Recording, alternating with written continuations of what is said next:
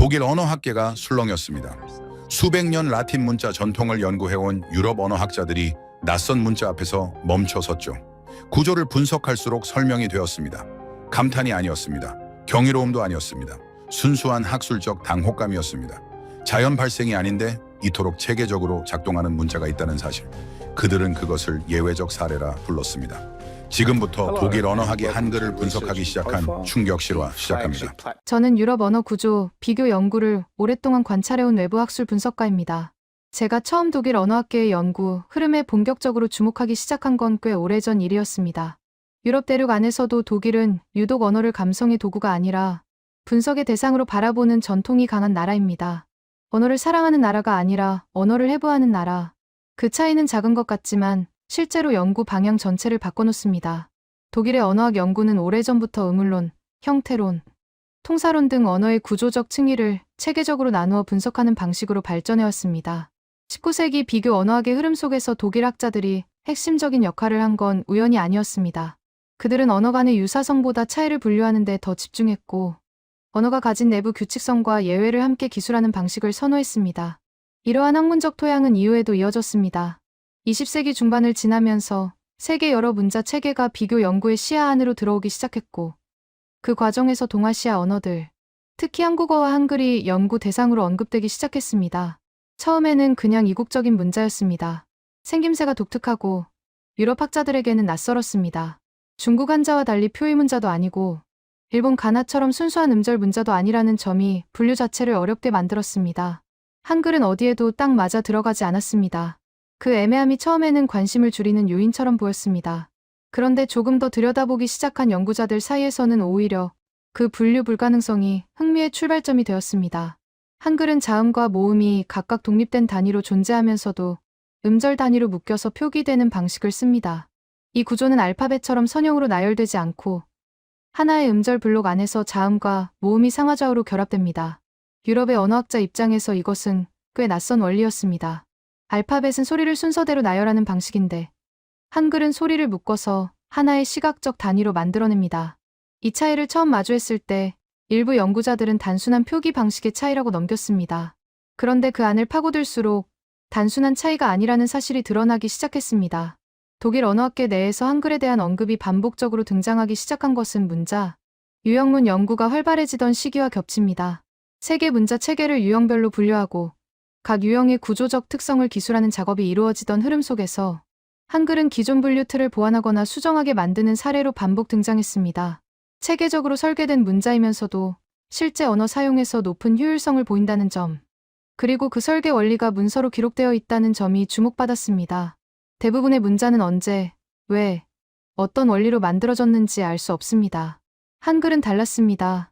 설계 원리 자체가 기록으로 남아있다는 사실이 언어학 연구자들에게는 매우 이례적인 조건이었습니다. 저는 이 시기 독일 언어학계가 한글을 어떤 시선으로 바라보기 시작했는지 관찰하면서 그 관심이 문화적 호감과는 전혀 다른 성격이라는 점을 분명히 확인했습니다. 좋아서가 아니었습니다. 분석할 수 있어서였습니다. 그리고 분석할수록 설명이 되었기 때문이었습니다. 독일 언어학자들이 언어를 대하는 방식은 일관됩니다. 아름다운가보다 규칙적인가를 먼저 묻습니다. 감동이 있는가보다 체계가 있는가를 먼저 확인합니다. 그 기준 위에서 한글이 서서히 이름을 얻기 시작했습니다.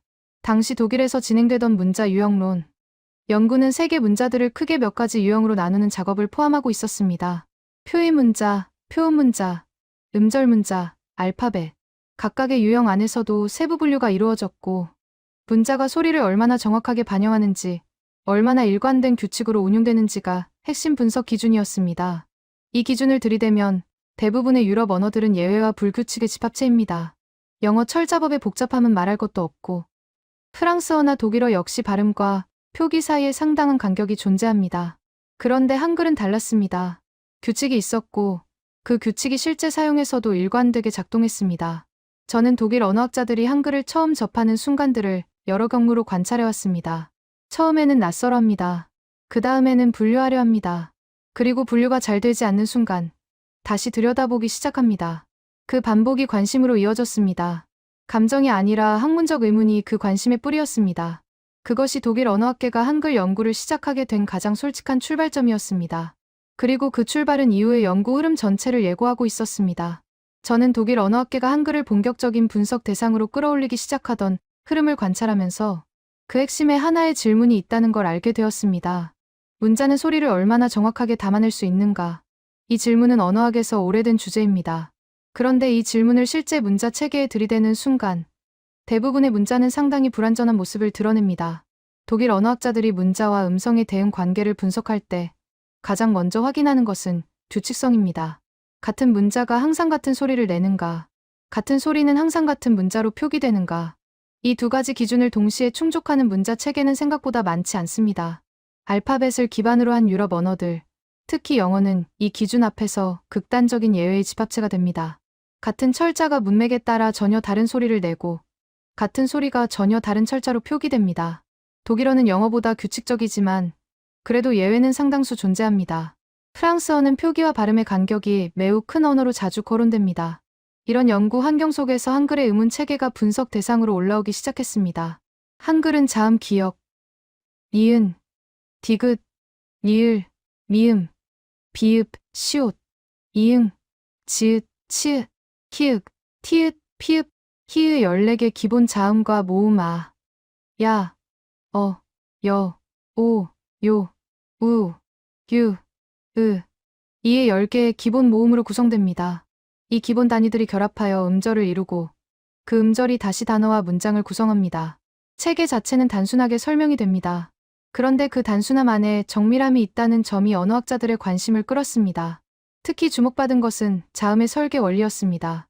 한글의 기본 자음들은 해당 소리를 낼 때 발음 기관이 취하는 형태를 본떠 만들어졌다는 원리가 창제 기록에 명시되어 있습니다. 기역은 혀뿌리가 목구멍을 막는 형태, 이은은 혀가 위신몸에 닿는 형태, 미음은 입술이 닫히는 형태, 시옷은 이의 모양, 이응은 목구멍의 형태를 반영했다고 기록되어 있습니다. 이것은 단순한 상징이나 우연한 디자인이 아닙니다. 음성학적 원리를 문자 형태 안에 직접 구현하려 한 의도적 설계입니다. 이건 일반적인 문자 발생 과정이 아닙니다. 보통 문자는 오랜 시간에 걸쳐 형태가 변하고 단순화되는 과정을 거칩니다. 그런데 이 문자는 설계 원리가 처음부터 음성 기관의 구조에 맞춰져 있었다는 겁니다. 그것도 500년도 훨씬 전에. 제가 관찰한 바로는 독일 언어학자들이 이 사실을 처음 접했을 때 반응은 일관되게 비슷했습니다. 잠시 멈추는 것이었습니다. 발음 기관의 움직임을 관찰하고 그것을 문자 형태로 추상화하는 작업은 현대 음성학에서도 정밀한 연구가 필요한 영역입니다. 그것을 15세기에 체계적으로 수행했다는 사실이 구조, 분석을 업으로 삼는 사람들에게는 단순히 흥미롭다는 수준을 넘어서는 정보였습니다. 독일 언어학계가 주목한 또 다른 요소는 가획의 원리였습니다.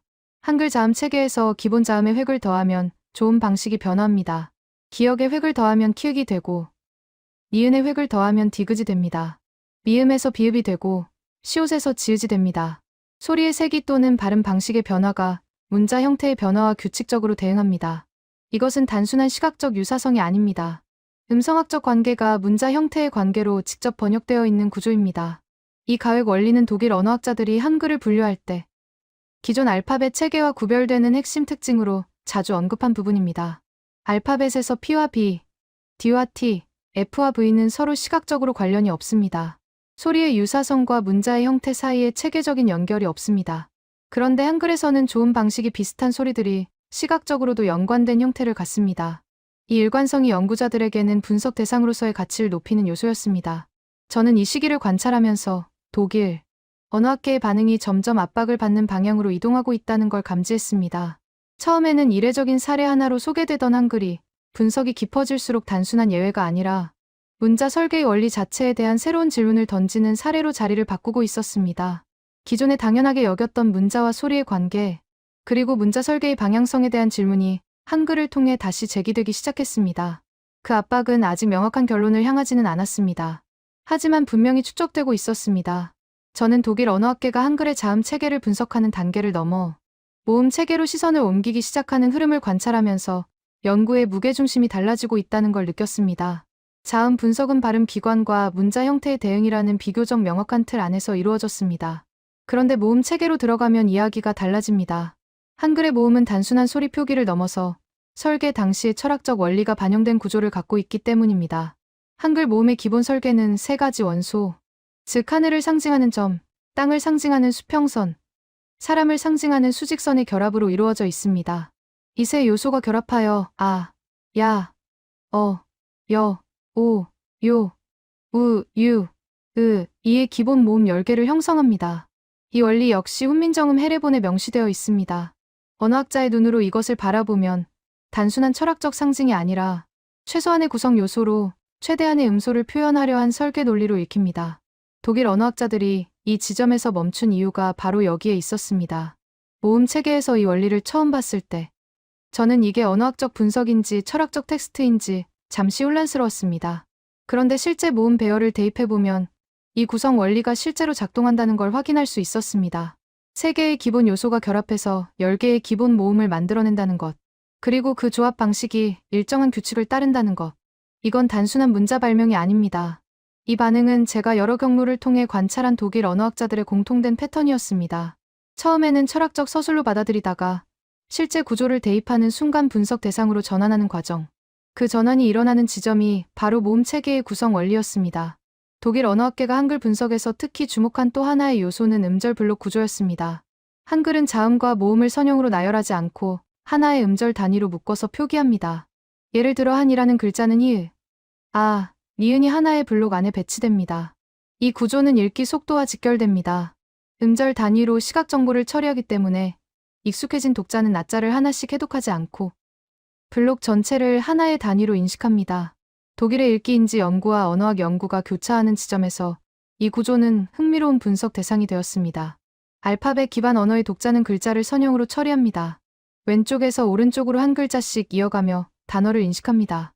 한글 독자는 이와 다른 방식으로 텍스트를 처리한다는 관찰이 제기되었습니다. 음절 블록 단위의 시각적 처리가 읽기 속도와 오류율에 어떤 영향을 주는지에 대한 질문이 이 시기에 연구자들 사이에서 나오기 시작했습니다. 저는 이 흐름을 관찰하면서 독일 언어학계의 한글 연구가 단순한 문자, 유형 분류를 넘어서 인지적 처리 방식의 차이로까지 확장되고 있다는 것을 확인했습니다. 그것은 한글이 단순히 체계적인 문자라는 수준의 평가가 아니라 인간이 문자를 읽고 처리하는 방식에 대한 근본적인 질문을 다시 던지게 만드는 사례로 자리 잡기 시작했다는 의미였습니다. 여기서 제가 주목한 것은 독일 연구자들의 태도 변화였습니다. 초기에는 한글을 동아시아 문자 체계 중 하나로 비교 연구의 사례 항목으로 다루는 방식이 일반적이었습니다. 그런데 분석이 깊어질수록 한글을 다른 동아시아 문자들과 묶어서 처리하는 방식이 점점 어색해졌습니다. 한자, 가나와 한글은 외영상 같은 지역의 문자처럼 보이지만 구조적 원리는 근본적으로 다릅니다. 한자는 표의 문자이고 가나는 음절 문자입니다. 한글은 자음과 모음이 독립적으로 존재하면서도 음절 단위로 결합되는 방식, 즉 음소 문자의 논리와 음절 문자의 시각적 단위가 동시에 구현된 구조입니다. 이 조합은 세계 문자 체계 안에서 독립적인 유형으로 다뤄야 한다는 의견이 연구자들 사이에서 형성되기 시작했습니다. 저는 이 시점을 독일 언어학계의 한글 연구에서 첫 번째 행동이 시작된 순간으로 봅니다. 단순히 관찰하고 기록하던 단계에서 기존 분류 체계를 수정하거나 보완해야 한다는 판단이 생겨난 순간, 그것은 아직 조심스럽고 작은 움직임이었습니다. 그러나 학문적 전통이 강한 집단에서 기존 체계를 수정하자는 목소리가 나온다는 것은 한글이 단순한 참고 사례를 넘어서 연구, 의제 자체를 바꾸는 수준에 다가서고 있다는 신호였습니다. 그 신호는 이후 더 구체적인 형태로 나타나기 시작했습니다. 저는 독일 언어학계의 한글 연구 흐름을 관찰하던 중 예상치 못한 방향에서 새로운 변수가 등장하는 것을 목격했습니다. 독일 내부의 언어학자들만이 아니라 유럽 전역의 언어 유형문 연구자들과 국제 비교, 언어학 커뮤니티가 이 논의에 합류하기 시작한 것이었습니다. 처음에는 독일 안에서만 조용히 진행되던 분석이 점점 외부로 확산되면서 한글을 둘러싼 학술적 논의의 스케일이 달라지기 시작했습니다. 이 시기에 유럽 언어학 커뮤니티 안에서는 세계 문자 유형론에 대한 관심이 높아져 있었습니다. 단순히 개별 언어를 연구하는 것을 넘어서 인류가 만들어낸 문자 체계 전체를 조망하고 비교하려는 흐름이 형성되고 있었습니다. 이 흐름 속에서 한글은 반복적으로 특이 사례로 언급되었습니다. 자연 발생 문자가 아니라 설계된 문자라는 점, 그 설계 원리가 문서로 남아있다는 점, 그리고 음소 단위와 음절 단위가 동시에 구현된다는 점이 유형론적 논의에서 한글을 빠뜨리기 어렵게 만드는 요소들이었습니다. 유럽 언어학자들이 세계 문자를 비교할 때 한글을 언급하지 않으면 그 비교 자체가 불완전해집니다. 설계 문자라는 범주를 만들면 한글 외에 넣을 수 있는 사례가 거의 없고, 그 범주를 만들지 않으면 한글을 기존 유형 어디에도 온전히 집어넣을 수 없습니다. 결국 한글 때문에 분류 체계를 다시 생각해야 하는 상황이 됩니다. 이 발언은 제가 관찰한 유럽 언어 유형문 연구자들의 공통된 인식을 요약하는 것이었습니다. 한글이 연구의 불편한 예외가 아니라 연구 체계 자체를 재점검하게 만드는 사례가 되어가고 있었습니다. 그리고 이 과정에서 독일 언어학계의 역할은 더욱 두드러지기 시작했습니다. 유럽 언어학 내에서 구조 분석의 전통이 가장 강한 집단이 독일이었고, 그 집단이 한글 분석에 가장 깊이 들어가 있었기 때문입니다. 이 시기에 주목할 만한 또 다른 흐름이 있었습니다. 언어 교육학 분야에서 한글의 학습 용이성에 대한 관심이 높아지기 시작한 것이었습니다. 언어 유형문이 문자의 구조를 분석하는 학문이라면 언어 교육학은 그 문자를 실제로 배우는 과정을 연구합니다. 두 분야는 접근 방식이 다르지만 한글이라는 분석 대상 앞에서 유사한 관찰을 공유하기 시작했습니다. 한글은 기본 원리를 이해하면 비교적 짧은 시간 안에 음절을 조합하고 읽을 수 있는 구조를 갖고 있습니다. 기본 자음 14개와 기본 모음 10개의 결합 규칙을 익히면 이론적으로 모든 한국어 음절을 표기하고 해독할 수 있습니다. 이것이 실제 학습 시간에 어떻게 반영되는지에 대한 관찰이 언어 교육학 연구자들 사이에서 제기되었습니다. 한글을 처음 접하는 성인 학습자가 기본 음절, 조합을 익히는 데 걸리는 시간이 다른 문자 체계에 비해 짧다는 관찰이 반복적으로 보고되었습니다. 이 관찰이 독일 언어학계의 구조 분석과 만나는 지점에서 흥미로운 논의가 형성되었습니다. 문자의 구조적 규칙성이 학습 용이성으로 직결되는가 하는 질문이었습니다. 언어학적으로 보면 이것은 자연스러운 가설입니다. 규칙이 일관될수록 학습자는 예외를 암기하는 데 에너지를 쏟지 않아도 되고 원리를 이해하는 것만으로 새로운 조합에 적용할 수 있습니다. 한글이 이 가설의 가장 명확한 검증 사례가 될 수 있다는 판단이 연구자들 사이에서 공유되기 시작했습니다. 저는 이 시점을 관찰하면서 독일과 유럽 언어학계의 한글 논의가 단일한 분야 안에 머물지 않고 여러 연구 분야를 가로질러 확산되고 있다는 점에 주목했습니다. 언어 유형론, 의문론, 언어 교육학, 읽기인지 연구. 각 분야가 서로 다른 방향에서 한글을 분석 대상으로 끌어들이고 있었고, 그 결과들이 서로를 뒷받침하는 방식으로 축적되고 있었습니다. 하나의 분야에서 제기된 관찰이 다른 분야의 연구자들에게 새로운 질문을 던지고, 그 질문이 다시 첫 번째 분야로 돌아오는 순환이 만들어지고 있었습니다. 이 순환 속에서 한글은 점점 더 많은 연구자들의 시선 안에 들어왔습니다. 처음에는 독일의 구조 언어학자들만이 주목하던 사례가 이제는 유럽, 여러 나라의 언어학자들과 교육학자들이 함께 논의하는 주제가 되어가고 있었습니다. 그리고 그 논의가 깊어질수록 한글을 단순한 동아시아, 문자 중 하나로 처리하는 것이 학문적으로 정확하지 않다는 인식이 점점 넓게 공유되기 시작했습니다. 스케일이 달라지고 있었습니다. 그리고 그 변화는 이제 결정적인 전환을 향해 나아가고 있었습니다. 저는 이 시점을 독일 언어학계의 한글 연구에서 가장 결정적인 순간으로 기억합니다. 논의가 축적되고 여러 분야의 연구자들이 합류하면서 어느 순간 질문의 성격이 달라졌습니다. 한글이 어떤 문자인가를 묻던 단계에서 한글 때문에 문자, 분류 체계 자체를 어떻게 수정해야 하는가를 묻는 단계로 넘어간 것이었습니다.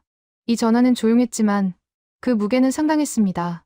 세계 문자 유형문에서 일반적으로 사용되는 분류 틀은 크게 표의 문자, 음절 문자, 알파벳으로 나뉩니다. 세부적으로는 아북이다, 압자드 같은 하위 유형이 존재하지만 기본 축은 문자가 의미를 표기하는가 소리를 표기하는가, 그리고 소리를 음절 단위로 표기하는가, 음소 단위로 표기하는가에 따라 구분됩니다.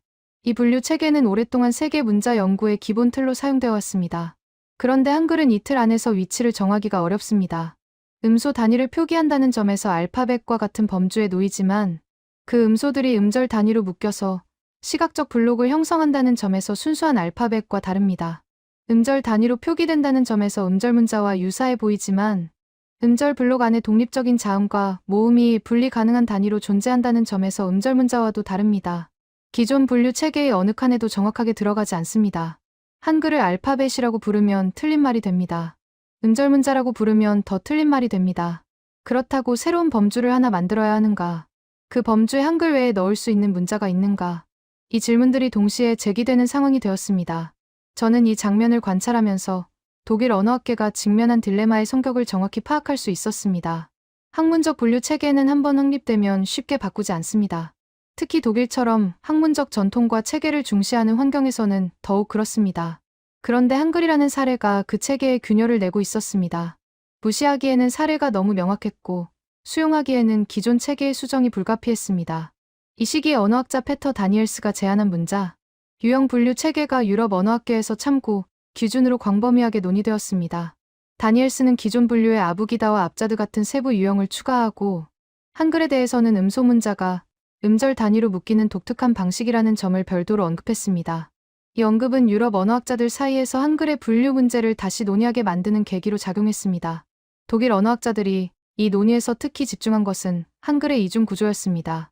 음소 층위와 음절 층위가 동시에 존재하면서 각각 독립적으로 기능한다는 점. 기역, 니은, 디귿 같은 자음은 독립적인 음소 단위이지만 실제 표기에서는 항상 모음과 결합하여 음절 블록을 이룹니다. 이 블록 안에서 자음과 모음의 위치는 음절 구조에 따라 결정됩니다.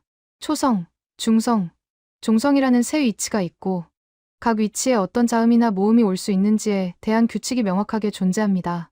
이 규칙은 예외 없이 적용됩니다. 이 예외 없는 규칙성이 독일 언어학자들에게 충격적으로 받아들여진 이유가 있었습니다. 자연 발생 언어에서 완전한 규칙성은 불가능에 가깝습니다. 언어는 시간이 지나면서 변하고 변화 과정에서 불규칙이 생겨납니다. 예외가 없는 언어 체계는 이론적으로만 가능한 것처럼 여겨졌습니다. 그런데 한글은 설계 문자이기 때문에 자연 발생적 불규칙성에서 자유로웠습니다. 설계 시점에 규칙을 확립하고 그 규칙이 이후에도 유지되었습니다. 이것이 언어학자들에게는 실험실 조건에 가까운 분석 환경을 제공했습니다. 저는 이 전환점에서 독일 언어학계의 분위기가 미묘하게 바뀌는 것을 감지했습니다. 처음의 당혹감과 호기심이 이제는 학문적 긴장감으로 변해가고 있었습니다. 한글을 어떻게 분류할 것인가의 문제가 기존 분류, 체계 자체의 완결성을 시험하는 문제로 확대되었기 때문입니다. 그리고 그 긴장감은 단순히 분류표를 수정하는 작업이 아니라 문자란 무엇인가라는 보다 근본적인 질문으로 연구자들을 이끌고 있었습니다. 결정적인 전환이 일어나고 있었습니다. 저는 이 시기를 관찰하면서 독일 언어학계 안에서 이전과는 다른 긴장감이 흐르기 시작했다는 것을 느꼈습니다. 분류 체계의 수정을 논의하는 단계까지 왔다는 것은 한글이 더 이상 분석, 대상 목록의 한 항목이 아니라는 뜻이었습니다. 연구자들이 한글을 중심에 놓고 기존의 전제들을 다시 검토하기 시작했습니다. 그 과정에서 불편한 질문들이 연달아 터져 나왔습니다. 첫 번째 불편함은 비교 우위의 문제였습니다. 독일 언어학자들은 오랫동안 유럽의 알파벳 체계를 문자 발전의 자연스러운 정점처럼 암묵적으로 전제해왔습니다. 표의 문자에서 음절 문자로, 음절 문자에서 알파벳으로 발전한다는 진화론적 서술이 교과서 수준에서 반복되어 있었습니다. 그런데 한글을 분석하면 이 서술이 흔들립니다. 알파벳보다 늦게 만들어진 문자가 알파벳이 갖지 못한 구조적 특성을 갖고 있다는 사실. 음소와 음절이라는 두 층위를 동시에 구현하면서 예외 없는 규칙성을 유지한다는 사실. 이것은 알파벳이 문자 발전의 종착점이라는 전제를 직접 겨냥하는 사례였습니다. 우리가 당연하게 써온 알파벳이 실은 문자, 설계의 최선이 아닐 수 있다는 가능성을 한글이 제기하고 있습니다. 이것은 언어학자로서 꽤 불편한 생각입니다. 저는 이 반응이 독일 언어학계 안에서 개인적인 수준의 당혹감을 넘어 집단적인 학문적 재검토로 이어지는 과정을 관찰했습니다. 개별 연구자의 불편함이 학술 세미나와 연구 모임에서 공유되면서 한글이 제기하는 질문들이 공식적인 학술 논의의 테이블 위에 올라오기 시작했습니다. 그 논의는 조심스럽고 학문적인 언어로 진행되었지만 그 안에 담긴 내용은 상당히 직접적이었습니다. 기존에 전제해온 것들을 다시 점검해야 한다는 것이었습니다. 두 번째 불편함은 학습 효율성의 문제였습니다. 언어교육학 연구자들이 한글의 학습 용이성에 대한 관찰을 언어 유형문 연구자들과 공유하기 시작하면서 구조적 규칙성과 학습, 효율성 사이의 관계가 본격적인 논의 주제로 떠올랐습니다. 한글을 처음 접하는 성인 학습자들이 기본 음절 조합을 익히는 데 걸리는 시간이 짧다는 관찰이 반복되었고 이것이 문자의 구조적 특성에서 비롯된다는 가설이 제기되었습니다. 이 가설이 독일 언어학자들에게 불편한 이유는 분명했습니다. 만약 문자의 구조적 규칙성이 학습 효율성으로 직결된다면 불규칙성이 많은 유럽 문자 체계들은 구조적으로 열등한 위치에 놓이게 됩니다. 이것은 언어학적 판단의 문제이기도 했지만 동시에 수백 년간 쌓아온 유럽 문자 전통에 대한 평가의 문제이기도 했습니다. 학문적 엄밀함을 추구하는 집단에서도 이런 종류의 결론은 쉽게 받아들이기 어려운 것이었습니다. 세 번째 불편함은 역사적 맥락의 문제였습니다. 한글이 15세기에 만들어졌다는 사실은 동시대 유럽의 문자 환경과 비교하게 만들었습니다. 15세기 유럽에서 라틴 알파벳은 이미 수천 년의 역사를 가진 체계였습니다. 그 체계가 당연한 것으로 받아들여지던 시기에 동아시아의 한 왕조에서 음성학적 원리를 반영한 설계 문자를 만들어냈다는 사실. 그리고 그 문자가 500년 이상 사용되면서 원래의 설계 원리를 유지하고 있다는 사실. 이 역사적 사실이 연구자들 사이에서 반복적으로 언급되기 시작했습니다. 저는 이 세 가지 불편함이 동시에 쌓이면서 독일 언어학계 안에서 일종의 패닉에 가까운 학문적 긴장 상태가 형성되고 있다는 것을 감지했습니다. 패닉이라고 표현하면 과장처럼 들릴 수 있습니다. 하지만 수십 년간 사용해온 분류 체계의 전제들이 하나씩 흔들리는 경험은 학문을 업으로 삼는 사람들에게는 상당히 강도 높은 충격으로 작용합니다. 그 충격은 분노나 저항이 아니라 침묵과 재검토의 형태로 나타났습니다. 강의실에서, 연구실에서, 학술 세미나에서 한글이 반복적으로 언급되고 그때마다 기존의 전제들이 다시 검토되는 순환이 이어졌습니다. 그 순환의 끝에는 반드시 태도의 변화가 기다리고 있었습니다. 저는 독일 언어학계가 충격과 패닉의 단계를 지나면서 어떤 방향으로 이동하는지를 유심히 관찰했습니다. 학문적 긴장 상태가 오래 지속되면 두 가지 방향 중 하나로 흘러갑니다. 불편한 사례를 외면하고 기존 체계를 유지하거나 아니면 불편함을 정면으로 받아들이고 체계를 수정하거나 독일 언어학계가 선택한 방향은 후자였습니다. 그리고 그 선택은 한글을 바라보는 시선 전체를 바꿔놓았습니다. 태도의 변화는 갑자기 일어나지 않았습니다. 천천히, 그러나 분명하게 이루어졌습니다. 처음에는 개별 연구자들이 자신의 강의나 저술에서 한글을 다루는 방식이 달라지기 시작했습니다. 이전에는 동아시아 문자 체계를 소개하는 맥락에서 부수적으로 언급되던 한글이 문자 유형론의 핵심 사례로 독립적인 위치를 갖기 시작했습니다. 분류 체계를 설명할 때 한글을 어디에 넣을지 고민하는 것이 아니라 한글을 설명하기 위해 분류 체계를 어떻게 보완할지 고민하는 방식으로 접근이 바뀌었습니다. 저는 오랫동안 문자 유형론을 가르치면서 한글을 음소문자의 변형 사례 정도로 소개했습니다. 그런데 어느 시점부터 그 설명이 틀렸다는 걸 알게 되었습니다. 한글은 음소문자가 아닙니다. 음소문자이면서 동시에 음절 단위로 작동하는 구조입니다. 이 두 가지를 동시에 설명하지 않으면 한글을 제대로 소개한 게 아닙니다. 저는 수업 자료를 다시 썼습니다. 이 발언은 제가 관찰한 독일 언어학자들의 태도 변화를 가장 직접적으로 보여주는 장면이었습니다. 자신이 가르쳐온 내용이 불완전했다는 것을 인정하고 그것을 수정하는 행동으로 이어지는 과정. 이것은 학문적 반성의 가장 구체적인 형태입니다. 그리고 이 반성은 개인적인 수준을 넘어 집단적인 수준으로 확산되었습니다. 독일 언어학계의 태도 변화에서 제가 주목한 또 다른 측면은 한글의 역사적 맥락에 대한 재평가였습니다. 처음에는 한글의 구조적 특성만이 분석 대상이었습니다. 그런데 분석이 깊어지면서 그 구조가 만들어진 맥락, 즉 15세기 조선의 언어 환경과 훈민정음 창제의 목적이 함께 논의되기 시작했습니다. 훈민정음이 백성들이 쉽게 배우고 사용할 수 있는 문자를 만들겠다는 목적으로 창제되었다는 사실이 언어, 교육학적 관점에서 새롭게 조명받았습니다. 문자를 만든 목적이 처음부터 학습 용이성과 사용 접근성이었다는 것, 그리고 그 목적이 실제 설계 원리 안에 구현되어 있다는 것, 규칙성과 체계성이 단순한 설계의 미적 완성도가 아니라 문자를 사용할 사람들을 위한 실용적 배려에서 비롯되었다는 것, 이 맥락이 독일 언어학자들에게 전달되면서 한글에 대한 평가는 구조적 분석의 영역을 넘어 문자 철학의 영역으로 확장되었습니다. 저는 이 확장이 독일 언어학계의 한글에 대한 존중이 형성되는 핵심 지점이라고 판단했습니다. 구조가 체계적이라는 것은 분석의 결론입니다. 그런데 그 체계가 사람을 향한 배려에서 출발했다는 것은 가치 판단의 영역입니다. 독일 언어학자들은 분석에서 출발했지만 맥락을 이해하면서 가치 판단의 영역으로 이동했습니다. 그 이동이 태도 변화의 실질적인 내용이었습니다. 이 시기에 유럽 언어학 커뮤니티 안에서 한글을 다루는 방식이 달라지기 시작했다는 것을 저는 여러 경로를 통해 확인했습니다. 학술 세미나에서 한글이 소개되는 방식, 비교, 언어학 강의에서 한글이 차지하는 비중, 문자 유형문 연구에서 한글이 언급되는 맥락이 모두 달라졌습니다. 이전에는 예외적 사례였던 한글이 이제는 문자, 설계의 가능성을 가장 명확하게 보여주는 사례로 소개되기 시작했습니다. 감탄이 아니었습니다. 학문적 평가였습니다. 그리고 그 평가는 이후에도 계속해서 같은 결론을 향해 수렴했습니다. 좋아서가 아니라 분석할수록 그렇게 될 수밖에 없는 구조였기 때문이었습니다. 한글에 대한 독일 언어학계의 존중은 선언이 아니었습니다.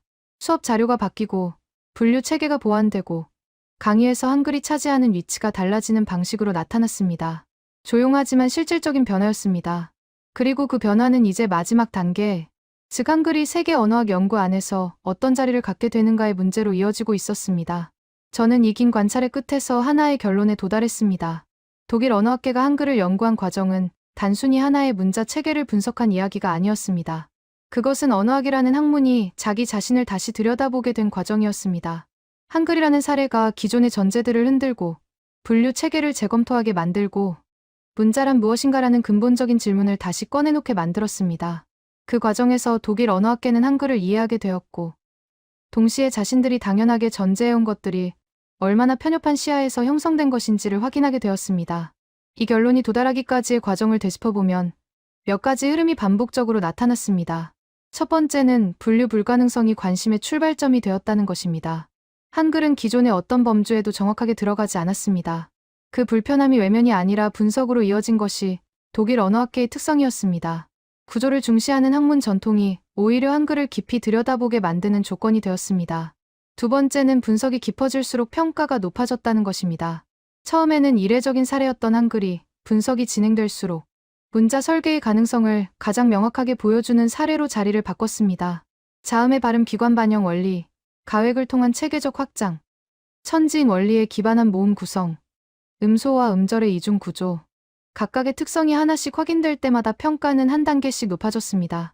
감정이 아니라 증거가 평가를 끌어올렸습니다. 세 번째는 구조 분석이 맥락 이해로 이어졌다는 것입니다. 한글의 구조적 특성을 분석하다 보면 자연스럽게 그 구조가 만들어진 맥락으로 시선이 이동합니다. 훈민정음 창제의 목적, 15세기 조선의 언어 환경, 문자를 사용할 사람들을 위한 배려가 설계, 원리 안에 구현되어 있다는 사실, 이 맥락이 전달되면서 한글에 대한 평가는 분석의 영역에서 가치 판단의 영역으로 확장되었습니다. 저는 한글을 연구하면서 문자가 사람을 위해 만들어질 수 있다는 것을 다시 생각하게 되었습니다. 대부분의 문자는 사람이 문자에 맞추어 갑니다. 한글은 문자가 사람에게 맞추어진 사례입니다. 그 방향의 차이가 구조 안에 그대로 담겨 있습니다. 저는 이 발언이 독일 언어학자들이 한글 연구를 통해 도달한 핵심적인 인식을 담고 있다고 판단했습니다. 문자와 사람의 관계에 대한 질문, 문자가 사람에게 맞추어진다는 것이 무엇을 의미하는지에 대한 질문. 이 질문은 순수한 언어학의 영역을 넘어서지만 언어학 연구를 통해 제기되는 질문이었습니다. 그리고 그 질문을 제기하게 만든 것이 한글이었습니다. 독일 언어학계와 한글의 관계는 동맹이나 파트너십의 형태로 표현되지 않습니다. 그것은 학문적 관계입니다. 분석하고, 평가하고, 수정하고, 다시 분석하는 관계. 그 관계 안에서 한글은 점점 더 중요한 위치를 차지하게 되었습니다. 세계 문자 유형은 연구에서 한글을 빠뜨리면 논의가 불완전해지는 수준까지 왔습니다. 이것은 선언이 아닙니다. 연구의 축적이 만들어낸 결과입니다. 저는 이 관찰을 마무리하면서 한글이 독일 언어학계에서 얻은 위치가 어떤 의미를 갖는지 생각해봤습니다. 한류나 케이팝이 한국 문화에 대한 관심을 높인 것과는 다른 종류의 평가입니다. 감정적 호감이 아니라 학문적 검증을 통해 형성된 평가입니다. 좋아서가 아니라 분석할수록 그렇게 될 수밖에 없는 구조였기 때문에 형성된 평가입니다. 그리고 그런 종류의 평가는 쉽게 바뀌지 않습니다. 한글은 확산의 대상이 아니라 분석의 대상으로 독일 언어학계에 들어왔습니다. 그러나 분석의 대상이 된 것이 오히려 더 단단한 자리를 만들었습니다. 유행은 지나가지만 학문적 평가는 남습니다. 기역, 니은, 디귿이라는 자음의 형태 안에 발음 기관의 원리가 담겨 있다는 사실, 천지인의 원리로 모음 체계가 설계되었다는 사실, 그 모든 것이 사람을 위한 배려에서 출발했다는 사실, 이것들은 독일 언어학계의 연구를 통해 반복적으로 확인되었고 앞으로도 계속해서 확인될 것입니다. 그것이 한글이 독일 언어학 안에서 남긴 것이고 앞으로도 남길 것입니다.